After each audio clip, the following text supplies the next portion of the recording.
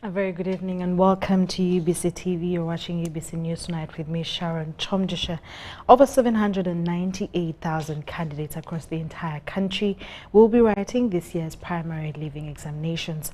According to UNAIB, these exams, which kick off with briefing candidates on Monday, 4th November 2024, will be happening at over 15,000 PLE centers. For members of the public, they have been warned against examination malpractice. We are having the PLE examination. That is the longer waited, that is the one which has the biggest candidature for us. This year we have 798, there was 771 candidates. On Monday, 4th November 2024, pupils across the entire country will undertake the 2024 primary leaving examinations briefing. And this briefing is conducted by the heads of centers. So as a board, we want to encourage the heads of centers to prioritize this activity, make it a very make it a priority activity for you personally as the head of center. You are the accounting officer. Please make sure you personally hold the briefing for the learners. Why? Because out of this briefing, learners will get to know the do's and don'ts for the examination. This year, over 798,000 candidates are registered to write the PLE exams at different centers. And out of these, 52.5% are girls, while 47.4% are males. And still out of these learners, 66.7% are registered from the Universal Primary Education Schools, that is the UPE, while only 34.3% registered from the private schools. What does this mean? To us, it is a vote of confidence in the government schools. It shows that the Minister of Education, the teachers in the Universal Primary Education Schools are actually doing good. With exams to be written on Wednesday 7th and Thursday 8th, the materials and staff have been dispatched. And we also want to encourage the parents to do their best in case they are able to. Dear parents, please, if you're able to, please go to your school and be part of the briefing exercise, because this motivates the learners, it encourages them, and also gives them that kind of confidence to show them that you are part of them, that you are supporting them. Because right now, the teachers have done their best, they've taught them, they have done the revision. What they need right now is the assurance that yes, you can make it. However, UNAIB has continued to issue warnings to candidates and members of the general public against examination malpractices. So in the event that it comes onto your phone, in the event that you get it like you are in a group and somebody is sharing, the best you can do is delete. Do not forward it. Don't stay on that group, because in the event that you are caught, in the event that our scouts or our online scouts do monitor and they find you in the loop, you will be culpable. You will be convicted for unauthorized possession of an examination material, regardless of whether it is actual or not, whether it is fake or not. So the best you can do, leave the group or even delete, do not forward it. For other examinations, that is to say UCE and USCE, they will conclude on Friday and commence respectively. Robert Onyango, UBC News.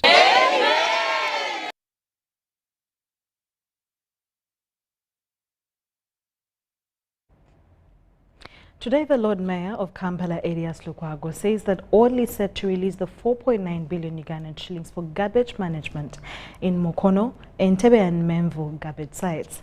While meeting with the Chitezi landfill victims, Lord Mayor Lukwago told UBC that out of the 4.9 billion, 2.5 will be earmarked for sensitization of the communities surrounding the garbage collection sites, and the balance will be for training garbage collectors. Indication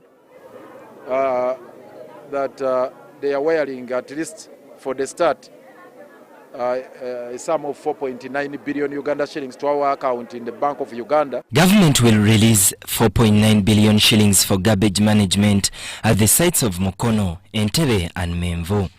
The money will cater for sensitization of the communities surrounding these garbage collection sites and training of garbage collectors. During a meeting with Chitezi landfill victims, the Lord Mayor Elias Lukwago said that the money will be released soon. To facilitate some processes to begin, some interventions to be made in regards to stabilization of Chitezi and also management of the alternative sites which we are using in the neighboring municipalities. So that's what they are contributing. 4.9 billion That's what they have committed so far, that is going to be remitted to our accounts, and we're not certain that it has already been deposited. The Lord Mayor said that at least 4.9 billion shillings does not include compensation of the victims. Compensation of these people should be the responsibility of the central government, and that all the identification, valuation of the property,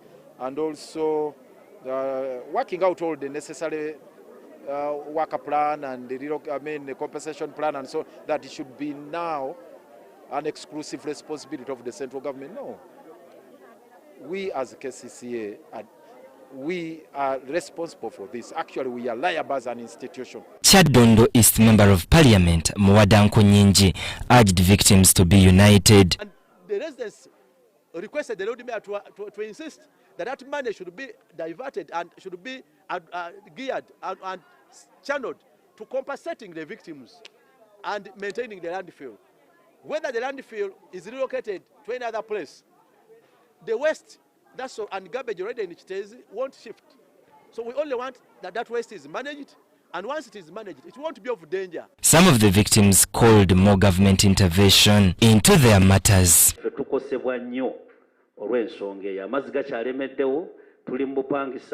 tetulowoozeddwako mu ngeri yonna. Bwe mujja wali abantu abo be musanga mwe ne mulowooza musanze ffe balandiroodi naye musanga awo abaabi garbage state council yennyini yabateekawo bapakirira mu kkubo mwennyini baagaana okuva mu kkubo. Kale okubawewulako sente temuzirina abantu mubaleke mu ttaka lyabwe temulina sente lwaki atoolamuza kyotajja kusobola. Chitezi landfill exploded in August 2024, killing over 30 people and displacing hundreds. Mike Bakabulindi has compiled this report. Lightning has killed 14 people and injured 34 others during a prayer service in Lamore district. The incident occurred yesterday on the 2nd of November at around 5:30 p.m. at a church in Zone 8, Block 2 of the Palace Settlement Camp, where congregants had gathered for worship.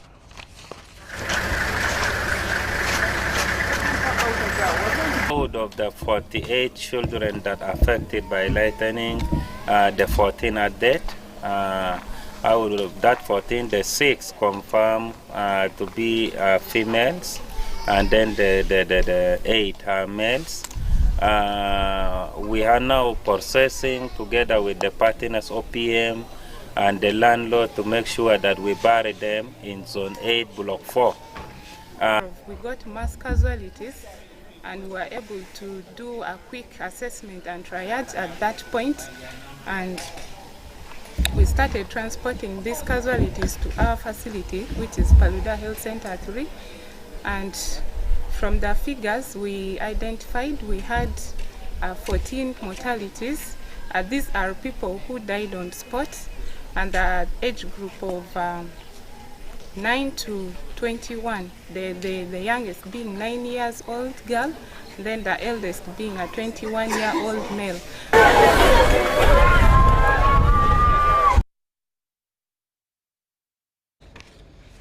The Permanent Secretary, Ministry of Local Government, Ben Kumumanya, has tasked benefiting districts under Local Economic Growth Support Project to ensure sustainability of the project as the first phase ends. This was during the 4th steering meeting with leaders from the 17 implementing districts across the country in Fort Portal City.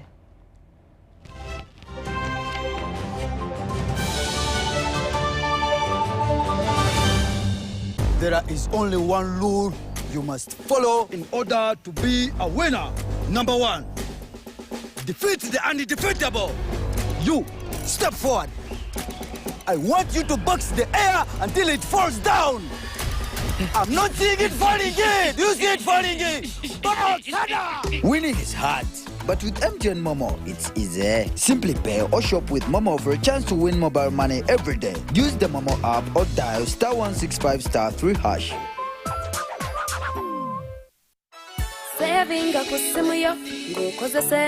In the heart of Uganda, a financial revolution is happening.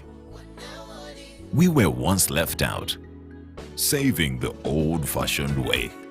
With an unexpected saving spot, keeping it too close for comfort. But now, we found a better way to save and manage money. Download the Wendy app from Google Play or App Store or dial *229#. With Wendy, your money is safe and you can earn interest daily. Visit your Google Play or App Store or dial *229# to register. Wendy, Wanawoli.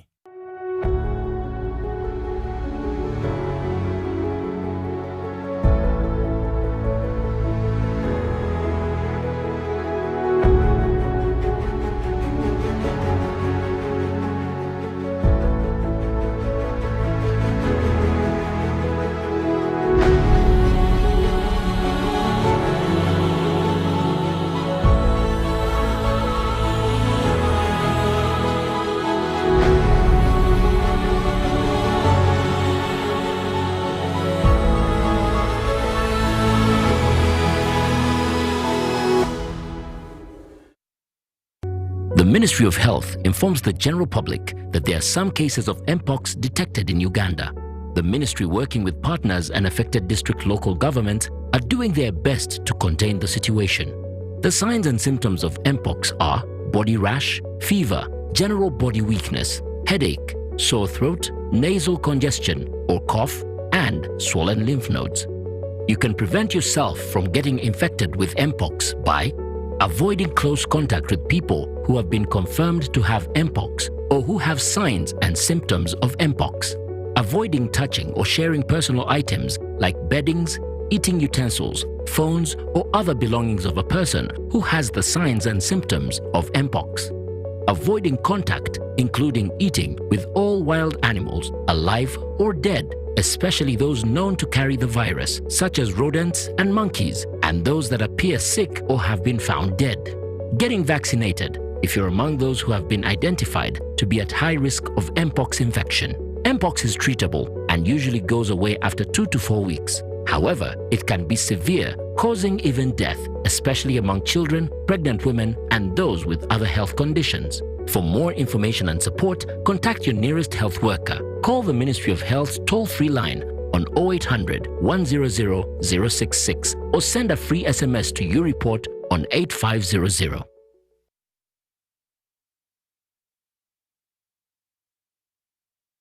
Honorable Fred Biamukama, Minister of State for Works and Transport in charge of transport, invites you to the launch of the 4-acre model campaign in the Greater Chibale District's Bunyoro sub-region. The event will take place at Chikwaya Primary School Playground, Kakumiro District on November 15, 2024, starting at 10 a.m. and will be graced by His Excellency President Yoweri Museveni. All residents, civil servants and the leaders from the districts that make up Greater Chibale, Kakumiro, Chibale, Kagadi, Chikube and neighboring areas are encouraged to attend in large numbers. This initiative, led by the President, aims to bring ordinary people into the money economy by showcasing farmers who have succeeded in the 1-acre model, 2-acre model, 3-acre model and 4-acre model. Join local leaders and residents in learning how small land can be used to enhance food security and socio-economic growth. Don't miss this opportunity to witness the transformative impact on local communities.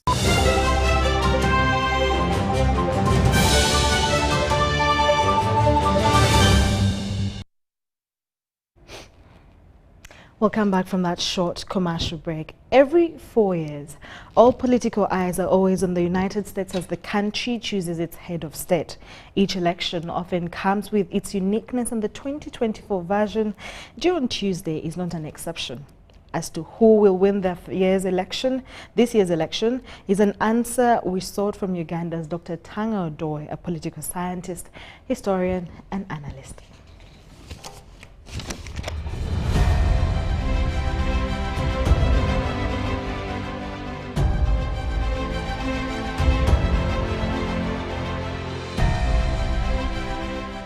It is an election that has seen one potential candidate step down to pave way for his vice president. I made my choice. I made my views known. I'd like to thank our great Vice President Kamala Harris She's experienced, she's tough, she's capable.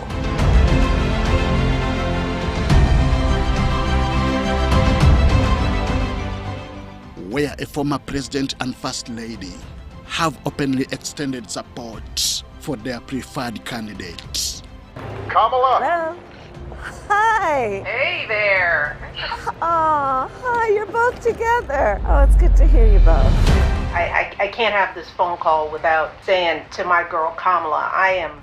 The question many, including political analysts, could be asking is, who will win this?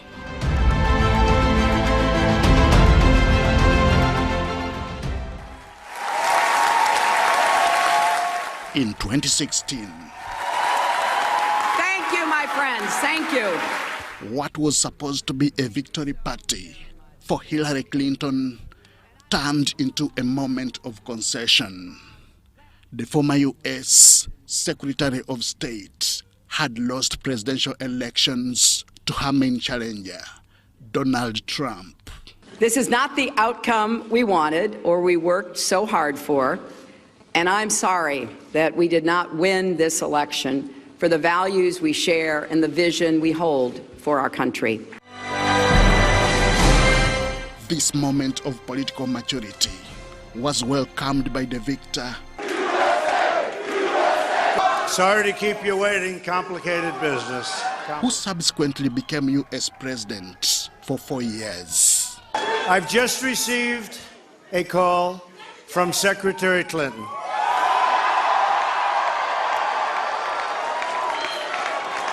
She congratulated us, it's about us, on our victory.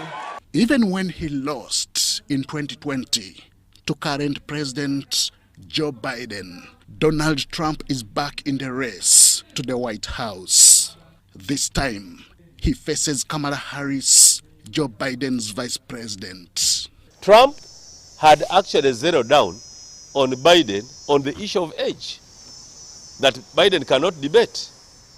Now, internal pressure and other consideration has helped the Democratic Party to come up with a young, versatile, and highly presenting lady.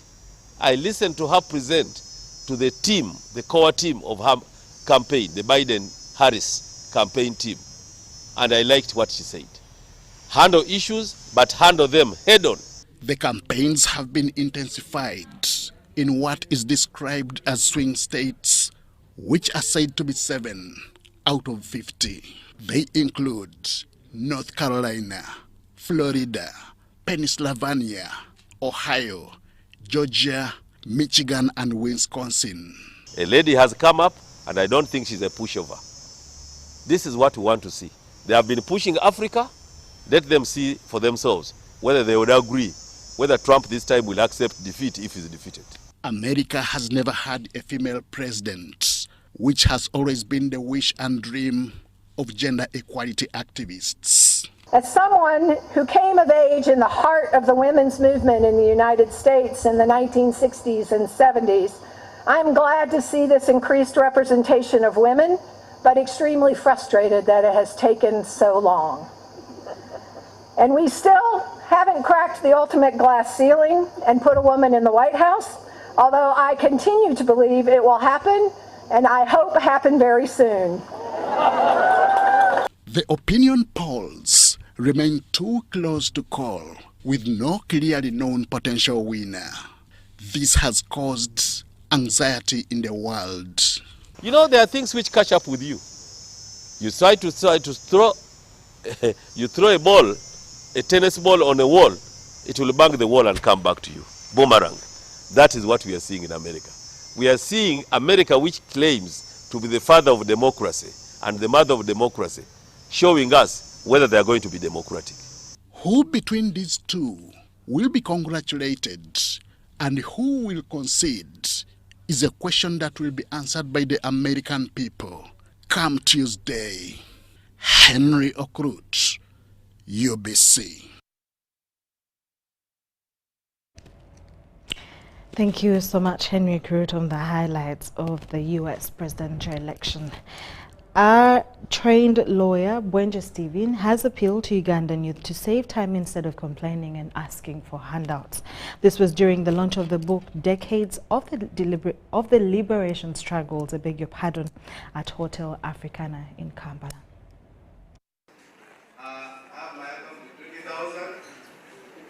Now, you may not have it later, you the youth. The energy you have now, you may not have it in 10, 5, and so years to come. So it's better that you exploit this time you have. You exploit this energy you have to write. The author Bwenje Stephen wants youth to focus on creating value and driving economic growth instead of begging. Somehow, but not so near. People will say, I'm writing for NRM, 7 is going to buy very many books. But just know that it is a book that is critical on both ends. Youth called upon the government of Uganda to support value addition. But we need to add value to our goods. We need to have industries that add value to our goods, that add value to our coffee, that add value to our iron ore, because we have all the minerals and so on. So that's the Nabasa Vaira, UBC News.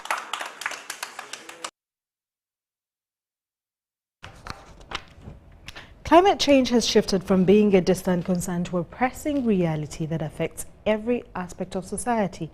The managing director of Old Mutual Life Assurance Company, Patrick Kimathi, says that the environmental changes reverberate through various sectors, particularly agriculture, finance, and insurance. Take a look. The managing director of Old Mutual Life Insurance Company, Patrick Kimathi, says corporations are investing in sustainability on environmental issues. A lot of insurance companies are going to pay a lot of claims from the similar thing. I think we had issues of El Nino, there's so many claims that comes when those things comes, as insurance companies are affected, and the whole cause of this is because we are the ones who are insuring maybe the buildings for this school or any other business somewhere. So when the flooding comes and the building is swept down, there's a claim that has come to us. So what we are saying is that we have a responsibility as as corporate institutions to take care of the environment. However, community involvement is key for effectiveness in building climate resilience. So as much as willingness for the community to plant trees and to take care of the trees, there must be some way of enforcing. There could be various ways. That could be one of them, maybe to get a permission from the local authorities. I've seen again in another country where they have what you call community-based organizations, CBOs. So a CBO is in charge of, for example, ensuring that trees have been planted in that village. So they create maybe a CBO for Kisasi. So you have leaders in Kisasi who will come and check. You planted trees, what has happened? We knew there was a tree here, why it didn't disappear overnight? So you find everybody is concerned. Joy Ashraf, however, highlighted the challenge of shortage of land to plant more trees and also underutilization of knowledge in tree planting. Yeah, the biggest challenge my tree initiative is facing while planting these trees is the shortage of land where the trees can be planted. So many trees have been cut in areas where construction is taking place. People are building houses, building roads, but they are not leaving enough space where we can plant trees. There you get a challenge of planting a few trees to compensate for the very, very many trees that are being cut. Another challenge is the knowledge about how to take care of these trees, how to maintain them. People have trees, but they don't have knowledge of how to maintain these trees. Corporate institutions and the community need to contribute to a stable, resilient and prosperous society to withstand climate change. Mary Namkose, Sudat Kaye, UBC News.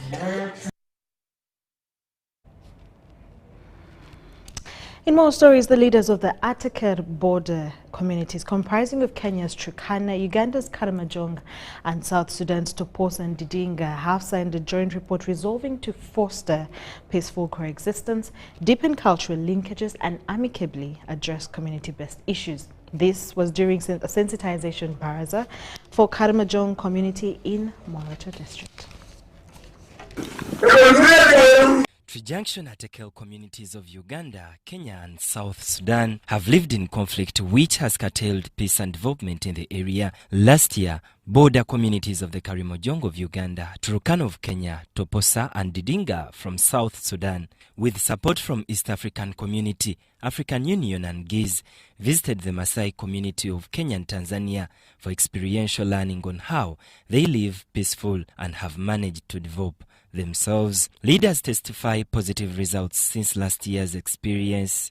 Peace has been realized as a result of that peace caravan within the three countries. There is free movement of people. Now the place like between the Toposa and the Turkana of Kenya, which had the issues during the time of the peace caravan, now they are living in peace and grazing their animals side by side. In Uganda, the Turkana and the Karimonjongo are living in peace. This is testimony. We see positivity coming in via these meetings, people encouraging the Atekel region to embrace peace and embrace development at the same time. I think this is... The border community sensitization sessions have been held in Moroto district with top security leaders from Karamoja, political leaders from Uganda, South Sudan and Kenya, and Karanakunas, elders from the 9 districts of Karamoja sub-region. Matheniko County Member of Parliament read out the 11 resolutions aimed at achieving peaceful coexistence. The Atekel senior leaders adopted and signed for the leaders from the 3 countries.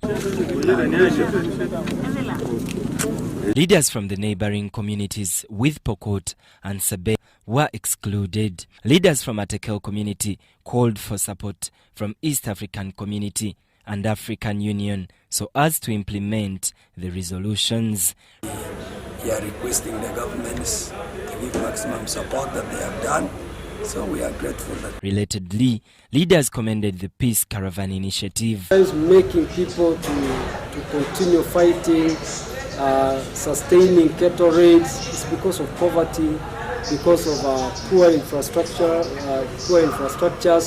like roads, health facilities, and now with all the leadership of South Sudan here, Kenya here, and then Uganda, it's very important in the discussion of economic development along the border.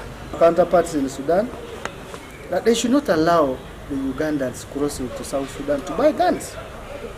We have gotten situations where some people were caught having illegal guns. After they gave up, again, and the second time, we got that they had again acquired guns. Organization, the East African Community Peace, Cross-Border Peace Network, is concerned with the church.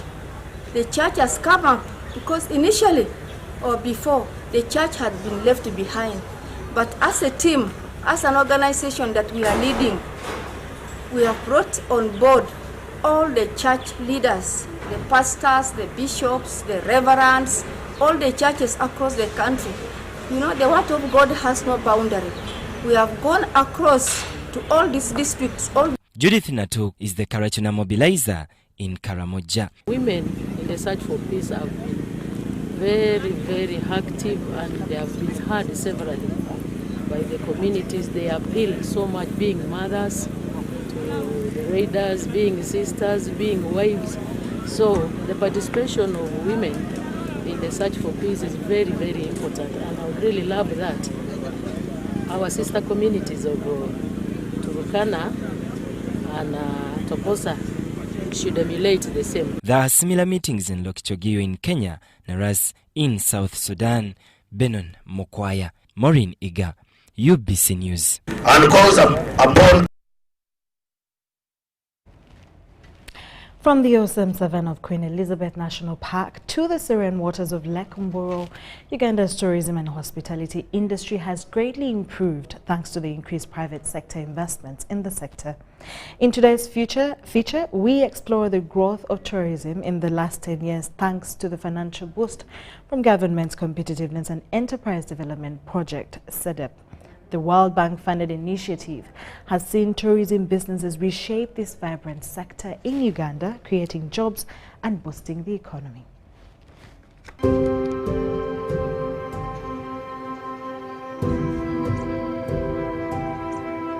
It is a project whose objective has been to strengthen Uganda's core tourism offerings and leverage tourism assets and biodiversity endowments for a private sector-led growth.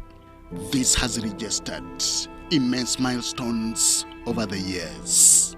From infrastructure developments, including the newly constructed spaces at Uganda Wildlife Education Center, WEC, to the new 3-star crested crane hotel in Jinja, as well as the newly constructed Uganda Wildlife Research Training Center in Kasese.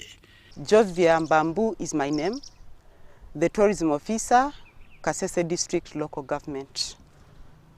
I should begin with telling you that Kasese District Local Government has appreciated tourism as a key sector for local economic development.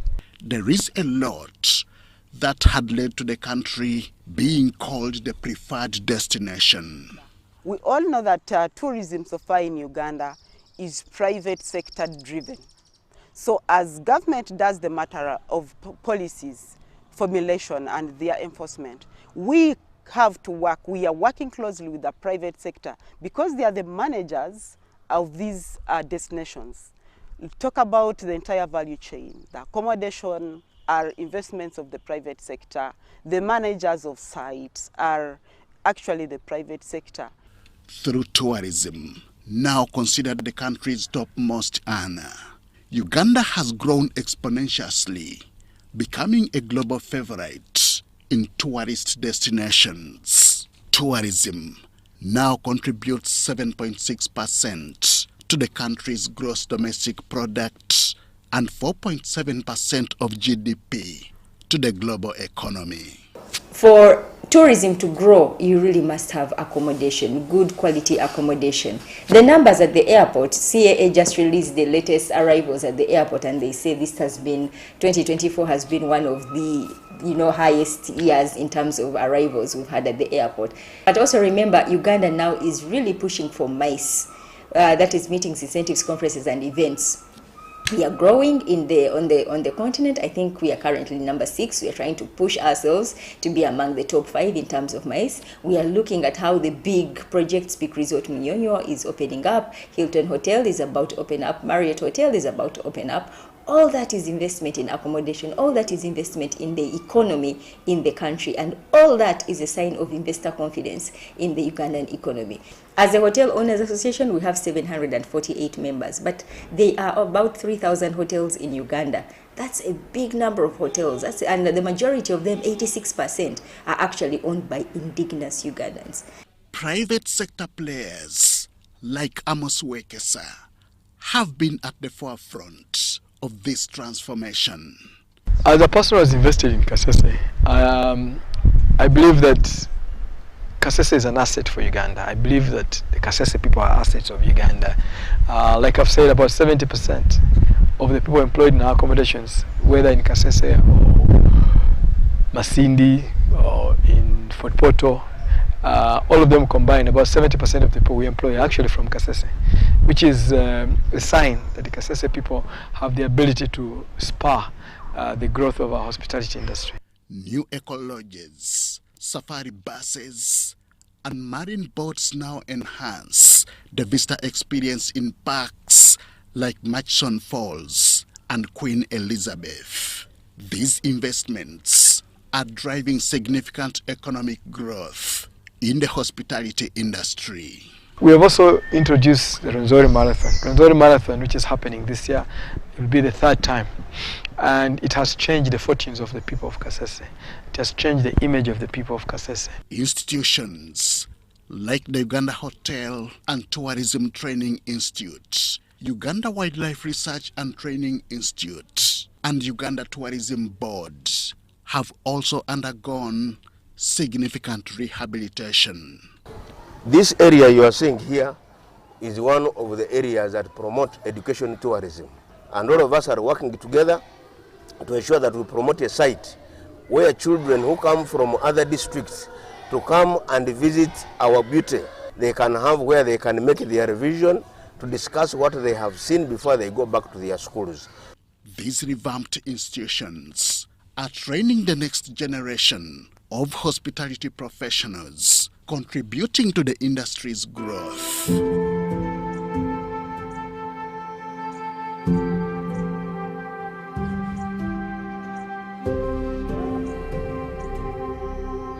Enhancing the visitor experience has been a key focus for both the private sector and government.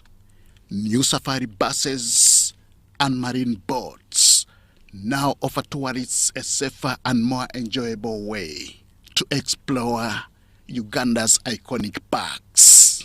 We have had a tremendous contribution to the tourism industry that is immeasurable. This is one of the oldest hotels in Uganda, built way back in, I think, 1948.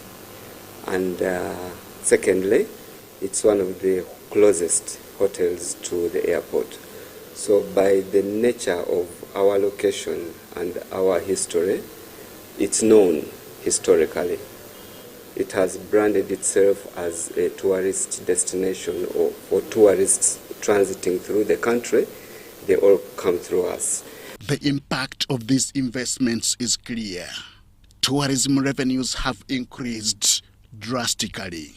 Uganda's parks have recorded more visitors, both local and foreign, contributing significantly to the economy. The improved infrastructure and services have also led to job creation in the hospitality and tourism sectors. I thank the fraternity of Kasese Tourism Association, because they have really encouraged and advertised enough a lot to see how the investors can come in that industry. With a strong partnership between the government and the private sector, Uganda's tourism and hospitality industry is poised for greater growth. As more investments come in, Uganda's potential as a leading tourism destination is being realized.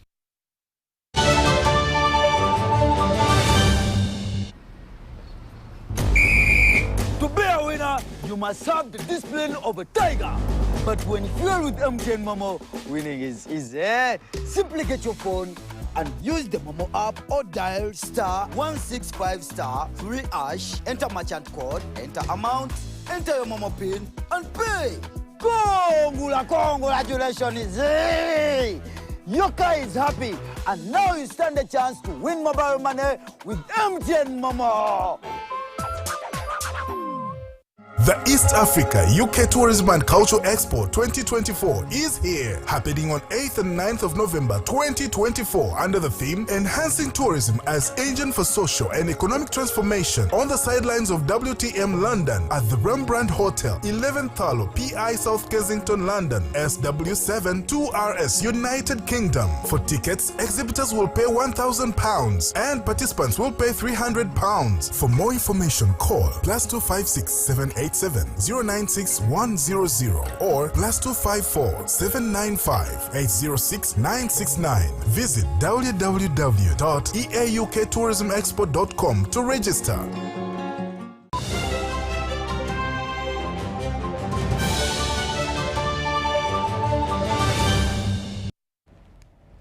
Welcome back from that short commercial break. In our business story, State House has entered a partnership with Makerere University to train the youth on skills that could enable them earn a living regardless of not being in school. In this arrangement, Makerere University shall identify the youth in the informal sector like bricklaying, roofing houses, water installing, and others. Then State House would provide the funding.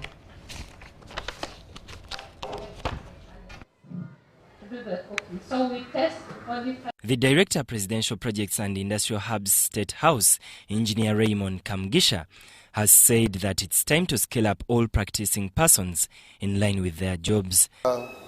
As industrial hubs, not knowing English cannot stop you from being a good carpenter. It can't stop you from being a good welder. You can even make a car when you can't speak the English in your language. So we are promoting skilling, hands-on skilling. That's why the president is emphasizing the program so that we can get ourselves to be productive. It is not all lost. We need to get practical, not semantics or anything. This was at the closure of Fandis and Manson's technical training at Makerere University College of Engineering, Art, Design and Technology, SEDAT. The head of the college, Dr. Tamale Amin Chigundo, noted that as one way of giving back to the community, they organized the workshop for the foremen and masons who have not been to school for skills training. We invited about 250 fundis of 5 categories. That is builders, painters, metal fabricators, electricians and plumbers. Otala John Xavier, President Makerere Architectural Students Association, said that he has learned so many things from the practicing. We tend to forget the basic skill of how even the simplest thing within community can be established. Chirabo Praise, also a student at Makerere said it could be in the field so that they get better skills. So it is a great honor to work with everyone as long as they add value to the work. Benon Mukwaya, Richard Chirembeka, UBC.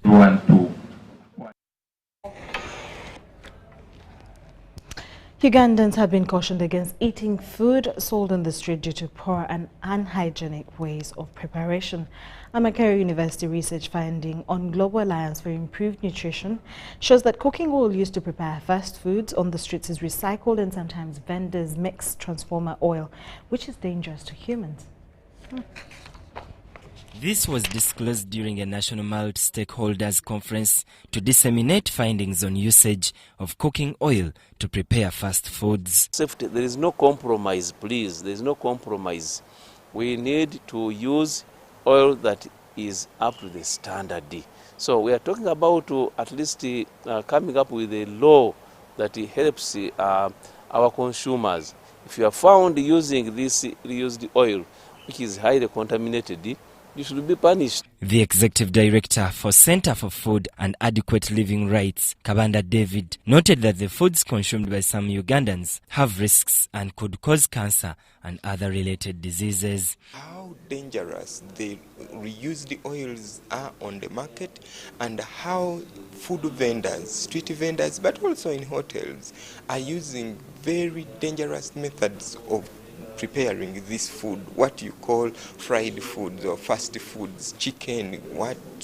The Executive Director for Consumer Center, Consent, Henry Chimera, urged Ugandans not to just consume foods that come the way. It is shown that the repeated use of cooking oil endangers the food that we eat. It impacts the quality, the safety of the food that we eat. So it is very important that consumers, we wake up and speak and pay attention and be very critical to what we eat. From Global Alliance for Improved Nutrition, Musa Mtiaba said that they will come up with different research findings on food so that they provide the actual facts on relevance on the diet.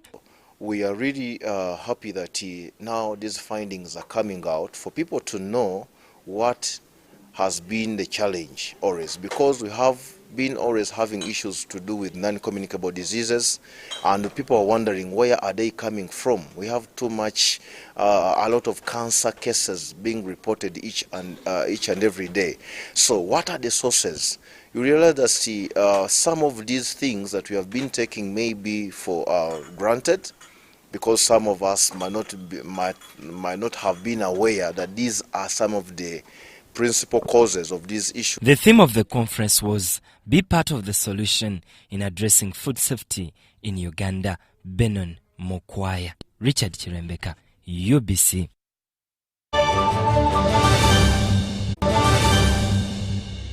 Brought to you by. Download the Wendy app from Google Play or App Store or dial *229#. Wendy Wanaoli.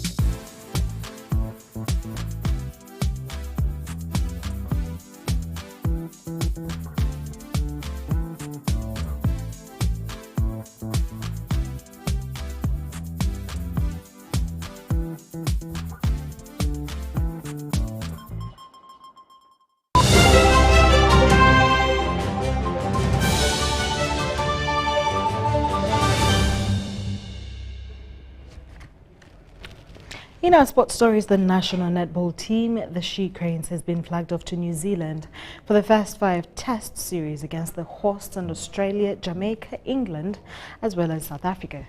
The team that consists of Bagala, Joyce Nachivule, Christine Nachito, Sandra Nambirige, Shadia Nasanga and Christine Namulumba will compete in the championship and what throws off on the 9th to the 10th of November 2024. The two-day event will have 18 matches played amongst the 6 countries. Here, we've been flagging off the team going for what they call 5 series. Secondly, I also want to say that as far as the registration of Netball Uganda is concerned, time is now that formally we are going to I have directed National Council of Sports to look at the new constitution of Netball Uganda, where they can be able to register it and it begins full operation. On Wednesday, with all the national sports federations and sports organizations, this Wednesday, 6th, at the National Council of Sports. And we expect that on Friday, which will be 8th, the National Council of Sports Board will sit to validate. And thereafter, we expect the Honourable Minister to issue an instrument for commencement of the Act in terms of registration status of all the current sport federations and those ones who will meet those requirements. As the training has been, as you know, since we last played our leagues, things are not being easy, but still, it has been so far good. We only had like 3 weeks for training. But still, as I speak right now, everyone is very fit and we're very ready to compete with each and every country that comes on our.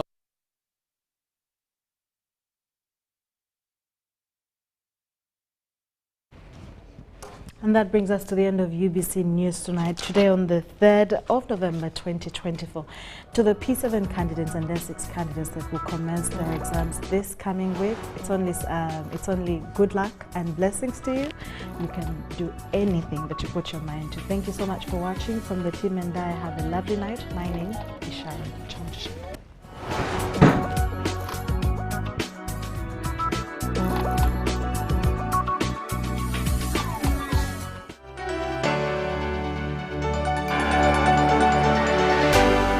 UBC, inspiring.